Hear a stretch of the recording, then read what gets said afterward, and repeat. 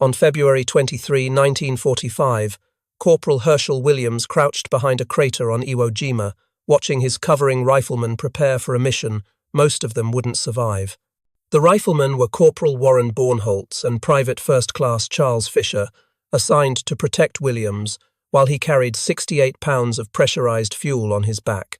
The Japanese had fortified positions across Iwo Jima, with reinforced concrete pillboxes positioned to provide interlocking fields of fire. American Marines had been trying to advance for days. They couldn't. Every attempt ended with men dying in the volcanic sand, cut down by machine gun fire from positions they couldn't reach.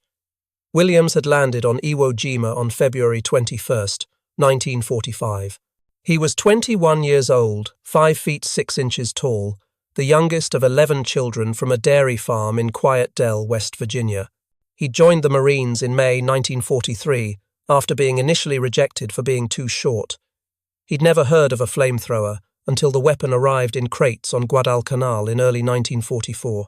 Someone handed him the equipment manual and told him to learn how it worked. Now, 4 days into the Iwo Jima campaign, he was the only trained flamethrower and demolition specialist left in his company. The others were casualties. The M2-2 flamethrower Williams weighed 68 pounds when fully loaded. It consisted of 3 tanks mounted on a backpack frame. 2 outer tanks held the fuel, 4 gallons total of thickened diesel mixed with gasoline. The center tank held compressed nitrogen at operating pressures between 300 and 350 pounds per square inch. The nitrogen was stored at much higher pressure, up to 2,100 pounds per square inch, then regulated down for use. The weapon could fire for 8 to 9 seconds continuously, projecting flame 20 to 40 yards depending on the fuel mixture and whether napalm thickener had been added. It was a significant improvement over the M1 and M1A1 models that had plagued earlier campaigns with ignition failures and fuel mixture problems. The M1 had been notoriously unreliable. Its ignition system depended on hydrogen being ignited by a battery-powered spark. Moisture would short out the electrical system, the hydrogen cylinders would fail. Operators would find themselves standing in front of enemy positions with weapons that wouldn't fire. On Buna in New Guinea in December 1942, M1 flamethrowers had failed so consistently that infantry lost confidence in the weapon entirely. The M1A1, introduced in 1943, addressed some issues by adding napalm thickener to increase range and adding a cartridge ignition system, but reliability remained problematic. The M2-2, standardized in February 1944, finally gave American forces a dependable flame weapon. The ignition system used a spring-loaded pin to puncture a chemical cartridge, producing an 8-second flame that ignited the fuel as it sprayed from the nozzle. The system worked even in humid tropical conditions. The napalm-thickened fuel burned hotter and stuck to targets better than earlier gasoline mixtures. The weapon could reliably project flame 40 yards, double the effective range of the M1. By the time of the Iwo Jima operation, approximately 24,600 M2-2 units had been produced and distributed to Army and Marine Corps units. But the weapon still had fundamental tactical vulnerabilities. The operator had to close to within 40 yards of enemy positions. That meant crossing open ground under fire while carrying highly visible equipment. The operator had to stand exposed for the entire 8 to 9 second duration of each burst, and the bright orange flame with its distinctive black smoke marked the operator's exact position for every Japanese soldier within sight. Flamethrower operators became the highest priority targets on the battlefield. Marines carrying flamethrowers became priority targets. So did Marines carrying radios with raised antennas. Japanese snipers and machine gunners learned to identify these high-value targets and concentrate fire on them. As the Battle of Iwo Jima progressed, the portable flamethrower units sustained catastrophic casualties. One Marine battalion's portable flame unit sustained a casualty rate of 92%, leaving few troops trained to use the weapon. These weren't just wounds that could be treated and returned to duty. Most flamethrower operators who were hit were killed outright. The fuel tanks, while designed not to explode, would rupture and leak. The compressed nitrogen would vent. The operator would be left defenseless in the open with a useless 68-pound weight on his back. American doctrine addressed the vulnerability by assigning 4 riflemen to provide covering fire for each flamethrower operator. The covering team's mission was straightforward. Suppress enemy fire during the operator's approach, provide security during the actual flame attack, and cover the withdrawal back to friendly lines. But doctrine assumed the covering riflemen would survive long enough to provide that cover. On Iwo Jima, that assumption often proved catastrophically wrong. Japanese defenders quickly learned to identify flamethrower teams and concentrate overwhelming fire on them. Machine gunners would wait until the team was committed to the attack, then open fire from multiple positions simultaneously. The covering riflemen, exposed in the open while providing suppressive fire, were as vulnerable as the operator they were protecting. Corporal Warren Bornholz was 24 years old, from Wisconsin. He'd enlisted in the Marine Corps in 1942. Private First Class Charles Fischer was 20 years old, from Montana. He'd enlisted in 1943. Both men understood their assignment: keep Williams alive long enough to get close to Japanese positions, suppress enemy fire during his approach, provide security while he burned out the pillboxes, then cover his withdrawal back to American lines. The average time a flamethrower team remained effective in combat was measured in minutes, not hours. Fischer and Bornholz knew this. Williams knew this. They went anyway.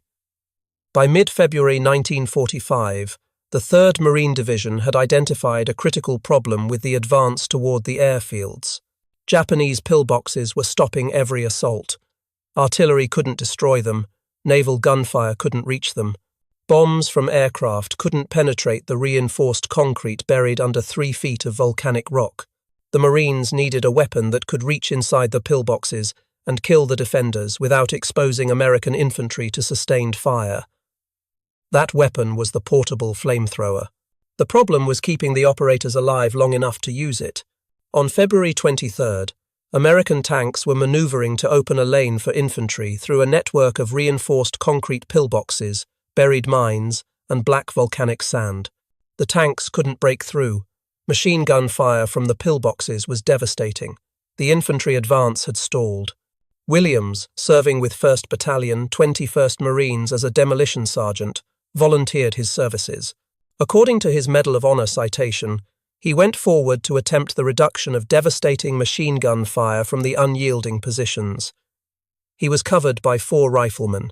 2 of them were Corporal Warren Bornholz and Private First Class Charles Fischer. The other 2 riflemen's names have never been definitively identified, despite decades of research by military historians and the Hershel Woody Williams Medal of Honor Foundation. Williams and his 4-man covering team moved out sometime during the mid-morning of February 23rd. The exact time wasn't recorded in after-action reports. What mattered was the mission: clear 7 reinforced concrete pillboxes that were holding up the 3rd Marine Division's advance toward the northern airfields. The terrain offered almost no natural cover. Iwo Jima's volcanic sand was loose and black, making it difficult to dig effective fighting positions quickly. The landscape was littered with shell craters from 3 days of naval bombardment, but these craters were shallow and provided limited protection. The Japanese had excellent observation from elevated positions across the island. Any movement in the open drew immediate fire. Williams led his team forward in short rushes, moving from one shell crater to the next. The riflemen provided suppressive fire whenever Japanese positions opened up. The tactic was simple but exhausting. Advance 10 or 15 yards, dive into cover, assess the situation, identify the next covered position, move again. The volcanic sand was hot from the morning Sunday. Equipment was heavy, water was scarce, and every movement brought machine gun fire from positions the Marines couldn't always identify. Within the first hour, the 2 unidentified riflemen on Williams' team were hit. One was killed instantly by machine gun fire, likely from an elevated position the team hadn't spotted. The other was wounded seriously enough that he couldn't continue. He crawled back toward American lines, leaving blood trails in the black sand. Williams, Bornholz, and Fischer continued forward. They had no choice. The entire division's advance was stalled. Companies were taking casualties while pinned down by interlocking fields of fire from the pillboxes Williams was tasked to destroy. If the flamethrower team turned back, the infantry assault would fail. More Marines would die trying to take positions that conventional weapons couldn't destroy. The mission had to continue, even with half the covering team gone. The first pillbox was 40 yards ahead, partially buried in the slope of a ridge. Williams could see the viewport, a narrow horizontal slit maybe 6 inches tall, machine gun barrel protruding. Bornholz and Fischer opened fire, pouring rounds into and around the viewport. Williams moved. He ran forward in a crouch, his flamethrower tanks bouncing against his back. 30 yards, 25, 20. Close enough. He dropped to one knee, raised the flame gun, aimed at the viewport. He squeezed the front trigger to ignite the fuel, then the rear trigger to release it. A jet of orange fire erupted from the nozzle. The flame arced across the distance in a tight stream, darker and heavier than gasoline flame would have been. The napalm mixture gave it substance. The flame hit the concrete around the viewport, splashed through the opening, disappeared inside. Williams held the triggers down. The flame poured continuously for 8 seconds. He could hear screaming from inside the pillbox. At 8 seconds, the fuel ran out. Williams released the triggers. Smoke poured from the viewport. No more machine gun fire. He turned and ran back toward Bornholz and Fischer, staying low. Bullets snapped past him. He dove into a crater and lay there, breathing hard, checking his equipment. The flamethrower was empty. He needed to go back to get a refill. That was when the second pillbox opened fire. This one was to the left, maybe 50 yards away. The machine gun fire was accurate, walking toward Williams's position. Fischer was returning fire. Bornholz was trying to reposition for a better angle. Williams couldn't stay in the crater. He got up and ran, zigzagging across open ground. He made it to another crater and dropped in. He looked back. Fischer was still firing. Bornholz was down. Williams couldn't tell if he was hit or just taking cover. He had no time to find out. He needed to get back to American lines, refuel the flamethrower, and return. The battle had just started. He had 6 more pillboxes to clear. What happened over the next 4 hours would demonstrate why flamethrowers terrified Japanese soldiers more than any other American weapon. The fear of fire is primal. Humans evolved alongside fire for hundreds of thousands of years. We learned to use it, to control it, to fear it. That fear lives in the oldest parts of the human brain, the parts that react before conscious thought. When faced with fire, instinct overrides training. Every soldier can be trained to accept the possibility of being shot or blown up, but no amount of training can eliminate the instinctive terror of burning alive. Japanese soldiers on Iwo Jima had withstood 3 days of naval bombardment. They'd endured artillery barrages, aerial bombing, tank assaults, and infantry attacks with rifles and grenades. They'd held their positions through all of it. Their fortifications were designed to survive conventional weapons.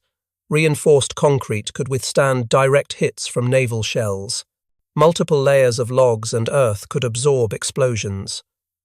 Ventilation systems kept the air breathable even during prolonged bombardments. The defenders felt relatively safe inside their pillboxes. Bullets couldn't reach them, grenades couldn't penetrate. Artillery shells burst outside.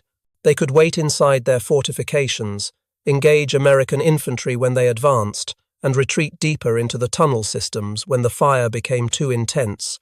Then the flamethrowers appeared. Fire didn't respect concrete walls or ventilation systems. Fire consumed oxygen. Fire filled enclosed spaces. Fire found every crack and opening. When a flamethrower operator fired into a pillbox viewport, the defenders had seconds to decide. Stay inside and burn, or exit through the rear entrance and face American rifle fire. Most chose to run. Some chose to fight from inside as long as possible. Very few survived either choice. Raymond Hart was a corporal with 2nd Battalion, 24th Marines, 4th Marine Division. On February 21st, he'd taken a bullet through his helmet that creased his skull and knocked him unconscious briefly. He stayed with his unit despite the head wound.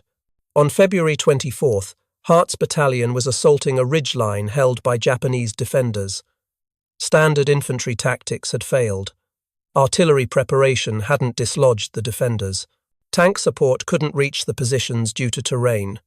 The battalion commander called for flamethrower support. Hart watched as a flamethrower team approached the nearest bunker. The operator fired a burst through the opening. Within seconds, 3 Japanese soldiers came running out the back exit. They weren't shooting, they weren't throwing grenades. They were just running, trying to escape the fire. Hart's squad shot them as they emerged. The bunker went silent. Hart said later that he'd watched Japanese soldiers hold positions through hours of artillery fire and coordinated infantry assaults. But 8 seconds of flame made them abandon a fortified position and run into certain death. That told him something profound about human psychology. Training and discipline could overcome many fears. The fear of burning alive wasn't one of them. By late February, Marine Corps intelligence officers were documenting a pattern. Japanese units that had fought tenaciously against conventional weapons were breaking when flamethrower teams appeared. Defenders who would remain in pillboxes through sustained artillery bombardment would evacuate when flamethrowers were deployed. The response wasn't universal. Experienced units with veteran leadership sometimes maintained discipline and accepted casualties rather than abandoning positions. But even veteran units showed signs of stress when flamethrowers were used repeatedly. Lieutenant General Tadamichi Kuribayashi commanded the Japanese garrison on Iwo Jima.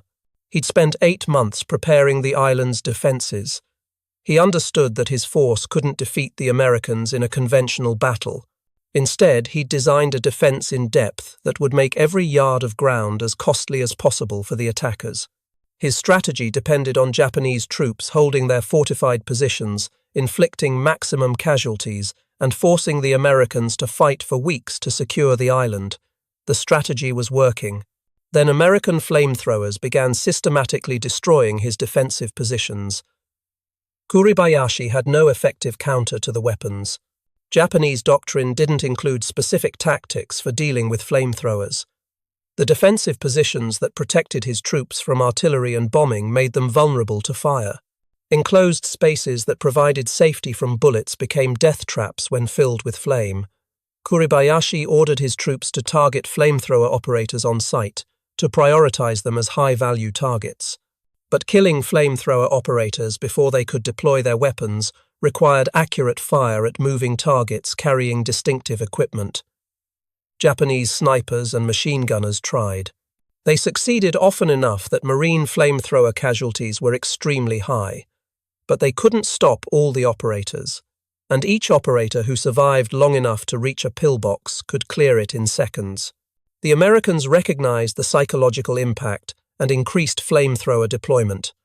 More operators were trained at specialized schools in Hawaii and the continental United States. More units received the weapons. Chemical warfare service production ramped up to meet demand. And critically, the Americans began mounting flamethrowers on tanks, solving the vulnerability problem that killed so many portable flamethrower operators. The development of flame tanks had been slow at first. The Marine Corps had initially left flamethrower tank development to the Army, placing orders for just 9 tanks per division.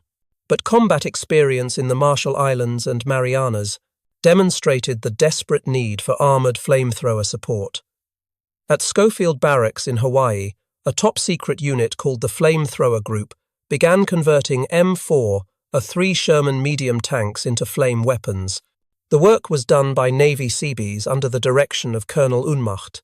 The Seabees combined elements from 3 different flame unit designs, the Canadian Ronson system, the Navy Mark I, and the improved Navy Mark I that the Navy had tested and rejected.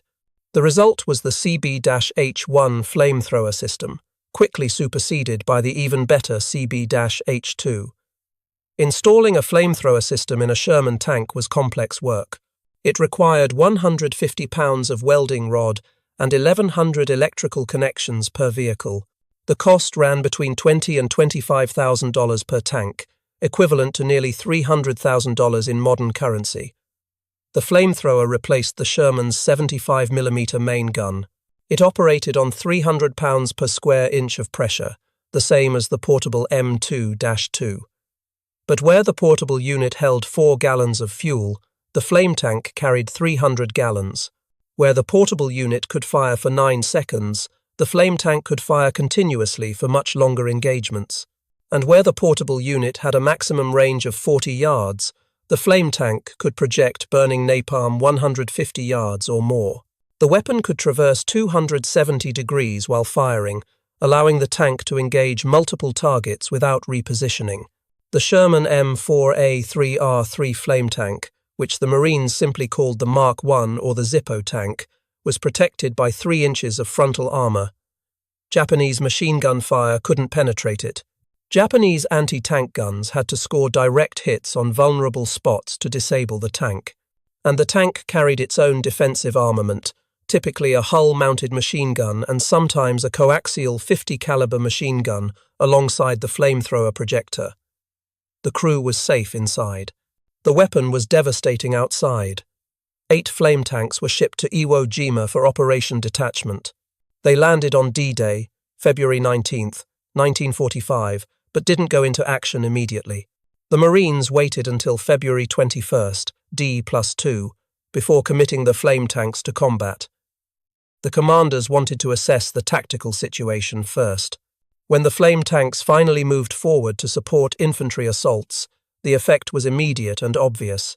Japanese positions that had withstood repeated infantry assaults, artillery barrages, and conventional tank fire would be cleared within minutes when a flame tank appeared.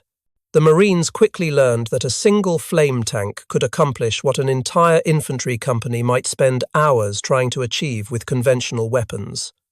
The flame tanks approached Japanese positions with impunity. Machine gun fire bounced off the armor. The defenders couldn't stop the tanks from reaching effective range, then the tanks would fire. 300 gallons of burning napalm would splash across fortified positions, flowing into bunkers and cave entrances, consuming everything it touched. Japanese defenders who had remained in positions through conventional tank attacks would evacuate when flame tanks appeared.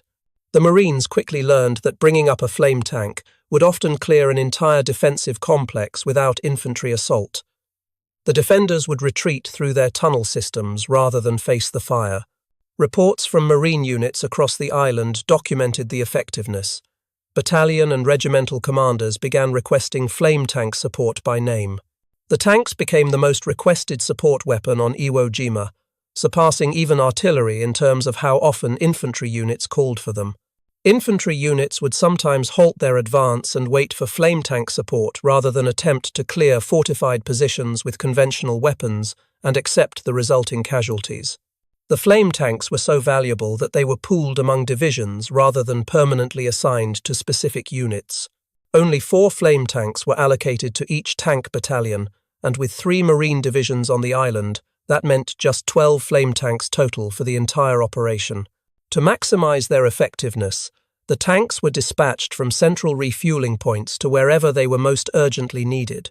A flame tank might support the 4th Marine Division in the morning, then move to support the 5th Marine Division in the afternoon. The dependency on flame tanks revealed something important about the nature of the battle. Iwo Jima wasn't a war of maneuver, it was a war of fortifications. The Japanese had spent 8 months preparing defenses in depth. They'd dug 11 miles of tunnels connecting hundreds of fortified positions. They'd reinforced bunkers with steel plate and coconut logs, and covered them with 3 feet of volcanic rock and soil. They'd positioned weapons to provide interlocking fields of fire across every avenue of approach. They'd created a defensive system specifically designed to survive American firepower superiority. Artillery couldn't destroy the positions. Aerial bombing couldn't penetrate the reinforced structures. Naval gunfire, even from battleships, couldn't reach defenders deep in tunnels and caves. The Americans needed a weapon that could kill defenders inside fortifications without exposing American infantry to sustained fire at close range. The flame tank was that weapon. Williams completed his mission on February 23rd after 4 hours of continuous action. The details of those 4 hours are preserved in his Medal of Honor citation and in accounts he gave in later years. He returned to American lines 5 times during the engagement to refuel his flamethrower and obtain fresh demolition charges. Each return trip meant traversing open ground under Japanese observation and fire. Each trip back to the fight meant carrying a fully loaded 68-pound flamethrower across the same dangerous terrain. Most flamethrower operators completed one attack before being killed or wounded. Williams completed multiple attacks over 4 hours, destroying 7 separate fortified positions. The pillboxes he attacked weren't ordinary field fortifications. These were reinforced concrete structures, some with walls 2 feet thick. They had steel doors and shutters that could be closed between firing periods. They had ventilation systems to keep air circulating. They had multiple firing ports providing overlapping fields of fire. They were connected by trenches and tunnels to other positions, allowing defenders to reinforce each other or retreat when necessary. These fortifications had been designed specifically to withstand American firepower. Artillery shells would explode against the concrete without penetrating. Tank rounds might chip the surface but rarely caused catastrophic damage. Infantry assaults with rifles and grenades couldn't reach the defenders inside. The pillboxes were killing zones, designed to destroy attacking forces while keeping the defenders safe. Williams defeated these positions not through superior firepower but through psychology. The flamethrowers' physical effects were devastating. The napalm mixture burned at over 2,000 degrees Fahrenheit. It consumed oxygen in enclosed spaces. It produced toxic gases from incomplete combustion. But the weapon's psychological effect was even more powerful. When Williams fired into a pillbox viewport, the defenders had perhaps 3 or 4 seconds to decide their fate. They could feel the heat building. They could see the flame pouring through the opening. They could hear their comrades screaming. In those seconds, training and discipline meant nothing. Instinct took over. And instinct said, "Get out, get away from the fire, accept any risk rather than burn alive." Some defenders stayed at their posts and died. Some attempted to fight through the flames and died. Some ran out through rear exits directly into American gunfire and died. The method of death varied, but the result was consistent. Williams would fire into a position for 8 seconds, withdraw, wait to see if any defenders emerged, then either move to the next target or use demolition charges to finish the position.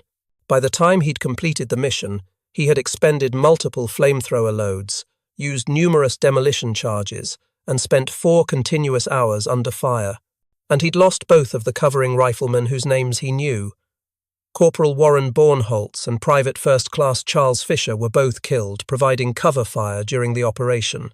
Williams learned of their deaths later, possibly that same evening or the next day when casualty reports were compiled. The exact moment he learned isn't documented in surviving records. But the impact of that knowledge stayed with him for the rest of his life.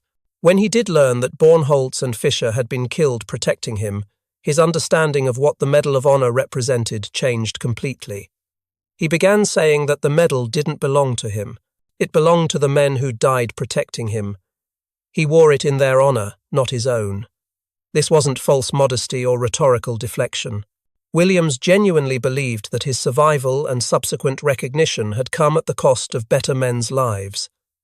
For many years, Williams didn't know the names of the 2 riflemen who died. He knew 2 men had been killed. He knew they'd been part of his covering team. But in the chaos of combat and the days that followed, their names hadn't been recorded in any document Williams had access to. It wasn't until decades later, after computer databases made military records more searchable, that researchers were able to identify Corporal Warren Bornholz and Private First Class Charles Fischer as the 2 covering riflemen killed on February 23rd while protecting Williams. When Williams finally learned their names, he made it his mission to honor them specifically. He visited their graves. He spoke their names in interviews and speeches. He made sure everyone understood that his Medal of Honor was really their medal, that his survival had cost them their lives, and that wearing the medal was his way of keeping their memory alive. The Battle of Iwo Jima lasted 36 days, from February 19th through March 26th, 1945. The American invasion force consisted of approximately 70,000 Marines from the 3rd, 4th and 5th Marine Divisions, plus supporting Navy and Army units. American forces suffered over 26,000 casualties during the campaign. Approximately 7,000 Americans were killed in action or died of wounds. Another 19,000 were wounded but survived. The casualty rate exceeded 30%, making Iwo Jima one of the costliest battles in Marine Corps history, measured by percentage of forces engaged. Japanese casualties were catastrophic. Of the estimated 21,000 Japanese defenders on the island, only 216 were taken prisoner. The rest, more than 20,000 men, were killed in action. Some died defending their positions. Some died in sealed caves when Marines used demolitions or bulldozers to close off the entrances. Some chose suicide rather than surrender. The Japanese casualty rate exceeded 98%. Lieutenant General Tadamichi Kuribayashi, the Japanese commander, was killed during the final days of organized resistance. His body was never identified among the thousands of Japanese dead. The butcher's bill at Iwo Jima shocked American military planners and the public. This was the only major Pacific battle where American casualties exceeded Japanese casualties, though Japanese deaths far outnumbered American deaths. The battle demonstrated what an invasion of the Japanese home islands might cost. If 36 days of fighting on an island 8 square miles in size killed 7,000 Americans, how many would die in the months or years required to conquer Japan itself? These casualty projections influenced American strategic planning for the rest of the war. The extraordinary courage displayed on Iwo Jima resulted in an unprecedented number of Medal of Honor awards. 27 Medals of Honor were awarded for actions during the campaign, the largest number for any single battle in American military history. 13 recipients survived to receive the decoration from President Truman. 14 were awarded posthumously to men who died performing the actions that earned the medal. Williams was one of the 13 survivors. He would outlive all the others, eventually becoming the last surviving World War II Medal of Honor recipient. President Harry Truman presented Williams with the Medal of Honor at the White House on October 5, 1945. The citation read that Williams had demonstrated conspicuous gallantry and intrepidity at the risk of his life above and beyond the call of duty. It detailed his 4-hour action, his repeated trips back for refueling, his destruction of 7 pillboxes. The citation did not mention the psychological terror his weapon inflicted. It did not mention that Japanese soldiers feared flamethrowers more than any other American weapon. It did not mention that Williams's actions were part of a larger pattern of psychological warfare that broke Japanese defensive morale across the island. After the war, Japanese veterans were interviewed by American intelligence officers. Many stated that flamethrowers had been the weapon they feared most, more than aerial bombing, more than naval artillery, more than tanks. The reason was simple. Flamethrowers meant certain death in an enclosed space. A soldier in a bunker could survive artillery. Concrete provided protection. A soldier in a bunker could survive tank fire. Steel plate could deflect shells. But a soldier in a bunker couldn't survive fire. Fire consumed the oxygen. Fire filled the space with heat and toxic gas. Fire gave you seconds to decide between burning to death inside or running into machine gun fire outside. Both choices led to death, but one was instant, while the other meant burning alive. The choice wasn't really a choice at all. The American military studied this psychological effect. The Chemical Warfare Service, the organization responsible for flamethrower development and deployment, published analyses of why the weapon was so effective. Some officers characterized flamethrowers as more humane than conventional weapons because they caused death quickly. Lieutenant Colonel Orby Bostick, a Chemical Warfare Service officer serving in the South Pacific, wrote an article for the Chemical Warfare Bulletin in February and March 1944, titled Mercy Killer, Instant Death from the Flamethrower. Bostick argued that flamethrowers caused instant death through profound shock to the nervous system, that victims lost consciousness immediately and died without prolonged suffering. This characterization was based on observations of bodies recovered after flame attacks, many of which showed minimal external burns. The conclusion was that death had occurred rapidly from oxygen deprivation or carbon monoxide poisoning rather than from burns. Therefore, the reasoning went, Flamethrowers were actually more humane than being shot or blown apart by explosives. This analysis was fundamentally wrong. It misunderstood what made flamethrowers psychologically effective. The terror wasn't about how death occurred. It was about knowing you were about to burn alive and having seconds to process that knowledge. A bullet kills before you can understand what's happening. An explosion destroys consciousness instantly. Fire gives you time to know you're dying. That knowledge, those few seconds of absolute terror, was what broke Japanese morale. Soldiers could accept quick death. They couldn't accept burning alive. The Chemical Warfare Service's characterization of flamethrowers as mercy killers was subsequently disproven by more detailed medical studies conducted later in 1945. But by then, the weapon had already demonstrated its psychological effectiveness in combat. The misunderstanding about how it worked didn't change the fact that it worked. By April 1945, the American military was planning Operation Downfall, the invasion of the Japanese home islands. Casualty estimates ranged from several 100,000 to over 1 million American dead. Military planners assumed that Japanese resistance on the home islands would exceed anything seen on Iwo Jima or Okinawa. To counter this, the invasion plans included massive deployment of flame weapons. Every Marine division would have increased flamethrower support. Flame tank production was accelerated. The plan called for producing thousands of additional portable flamethrowers and hundreds more flame tanks before the invasion began. Chemical Warfare Service production facilities went to maximum capacity. The logic was straightforward. If flame weapons could break Japanese resistance on small islands, they could break resistance on the home islands. The psychological advantage was too significant to ignore. Operation Downfall never happened. Japan surrendered in August 1945 after atomic bombs destroyed Hiroshima and Nagasaki. The flame weapons stockpiled for the invasion were never used. Most were eventually scrapped. The Americans kept using flamethrowers in Korea and Vietnam, but never again on the scale planned for the invasion of Japan. The weapon remained in the arsenal, but its moment had passed. Williams served in the Marine Corps Reserve after the war, eventually retiring as a Chief Warrant Officer 4 in 1969 after 17 years of total service spread across multiple enlistments. His path wasn't straightforward. He left active duty in November 1945, shortly after receiving the Medal of Honor. He rejoined the reserve in 1948, served until 1949, then rejoined again in 1954. He served with units in West Virginia, his home state, working his way up through the ranks. His final rank of Chief Warrant Officer 4 was earned through decades of reserve service.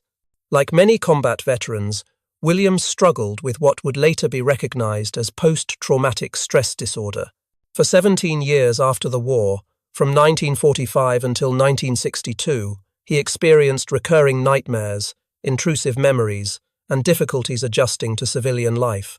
These weren't unusual symptoms for someone who'd experienced the sustained combat he'd endured on Iwo Jima.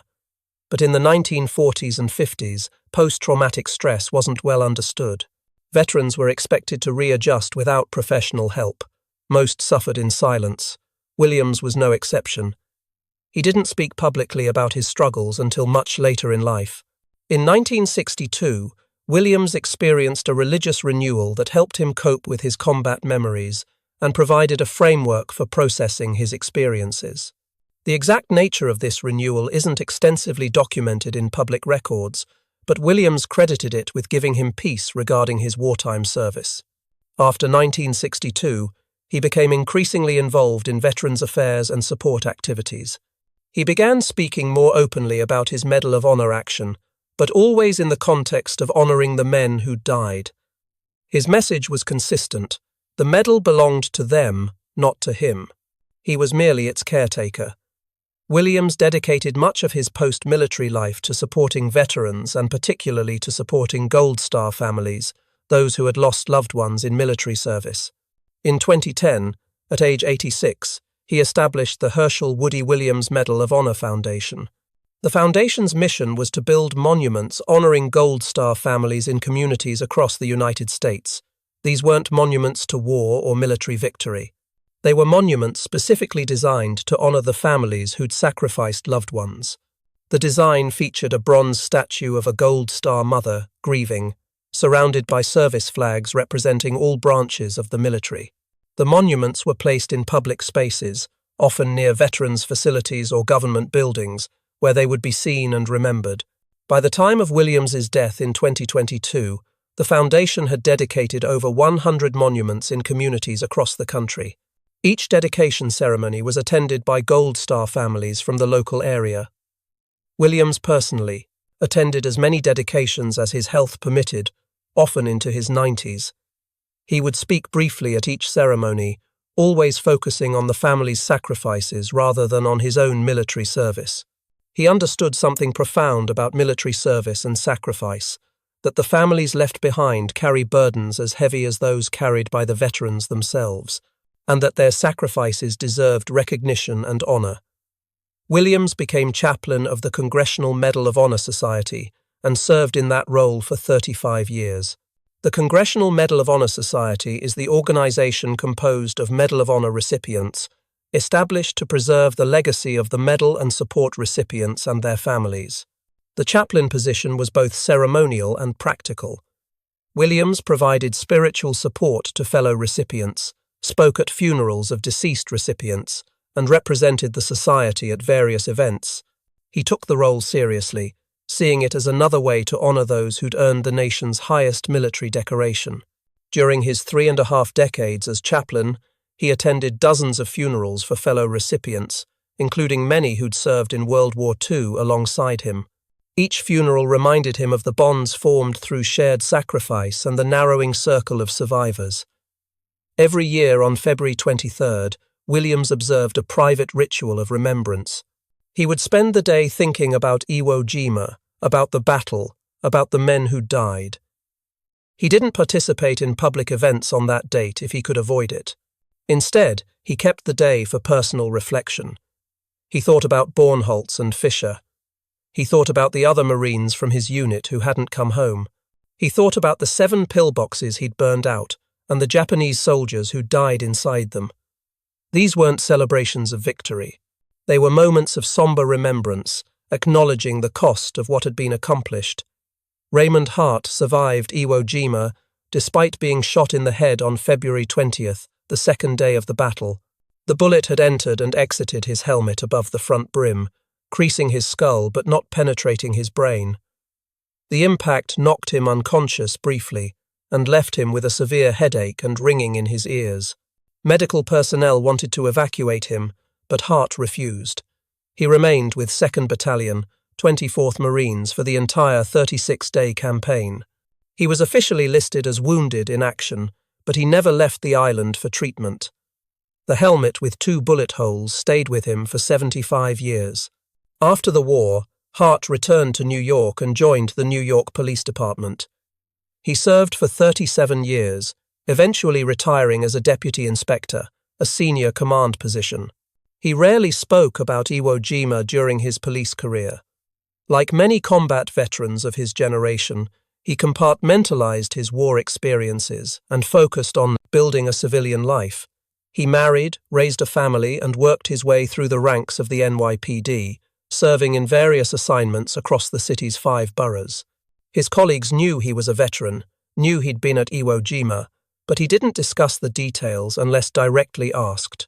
In February 2020, at age 98, Hart attended the 75th anniversary commemoration of the Battle of Iwo Jima at the National Museum of the Marine Corps in Triangle, Virginia. He brought his helmet, still bearing the 2 bullet holes from that day in February 1945. He also brought other personal effects from the battle: dog tags, photographs, letters. Museum staff were amazed at the collection. Hart donated the items to the museum that day, wanting to ensure they would be preserved for future generations. He met Williams for the first time at that event, despite both men having fought in the same battle 75 years earlier. They embraced, 2 of the last survivors of one of history's bloodiest battles, connected by shared experience that few others could fully understand. Hart told anyone who asked that flamethrowers had been the decisive weapon on Iwo Jima. not in the sense of causing the most casualties, though they certainly caused many. Decisive in the psychological sense. Flamethrowers broke Japanese defensive morale in ways that conventional weapons couldn't. Hart had watched Japanese soldiers hold fortified positions through hours of artillery bombardment, coordinated infantry assaults with grenades and demolitions, and direct tank fire. He'd seen defenders emerge from bunkers after sustained attacks to drag wounded back inside and continue fighting. But when flamethrower teams appeared, the calculus changed. Defenders who would accept any other risk wouldn't accept burning alive. That fundamental shift in psychology determined the outcome of countless small unit actions across the island. Williams died on June 29, 2022, at age 98. He was the last surviving Medal of Honor recipient from World War II. His funeral was held in Huntington, West Virginia. Thousands attended. He was buried with full military honors. His obituary mentioned his Medal of Honor action, his decades of service to veterans, and his work with Gold Star families. It briefly mentioned that he'd used a flamethrower to clear enemy positions on Iwo Jima. It did not explain why that particular weapon had been so effective. It did not mention the psychological warfare aspect of his actions. It did not describe how Japanese soldiers had feared his weapon more than any other in the American arsenal. Some truths about warfare are difficult to discuss in obituaries or museum displays. The truth that fire terrifies humans in ways bullets and bombs don't. The truth that psychological warfare can be as effective as physical destruction. The truth that breaking enemy morale matters as much as killing enemy soldiers. These truths shaped the Battle of Iwo Jima as much as tactics or firepower or courage. Williams understood these truths. He'd lived them. He'd watched Japanese soldiers choose to die by bullets rather than face his flamethrower. He'd seen fortified positions that could withstand hours of artillery fire evacuate after 8 seconds of flame. He'd experienced firsthand that terror could accomplish what conventional weapons couldn't. The flamethrower wasn't the most powerful weapon used in the Pacific War. It wasn't the most technologically advanced. It wasn't even the most lethal in terms of raw casualty figures, but it was the most psychologically effective. And in combat, psychology matters. Fear matters. The willingness to hold a position or abandon it often comes down to what soldiers believe they can survive. Soldiers on Iwo Jima believed they could survive artillery, bombing, and rifle fire. They couldn't believe they could survive burning alive. That belief, or lack of it, shaped the battle as much as any tactical decision or strategic plan. That's how psychological warfare actually functions in combat. Not through propaganda or deception, but through weapons that exploit fundamental human fears that transcend training and discipline. The flamethrower did that better than any weapon in the American arsenal. Its effectiveness wasn't measured in enemy killed per mission. It was measured in positions abandoned, defensive lines collapsed, and Japanese morale broken. Those metrics don't appear in casualty statistics, but they determined the outcome of the battle. If you found this story compelling, please take a moment to like this video. It helps us share more forgotten stories from the Second World War. Subscribe to stay connected with these histories. Each one matters. Each one reveals something important about the nature of warfare, and we'd love to hear from you. Leave a comment below telling us where you're watching from. Thank you for watching, and thank you for keeping these stories alive.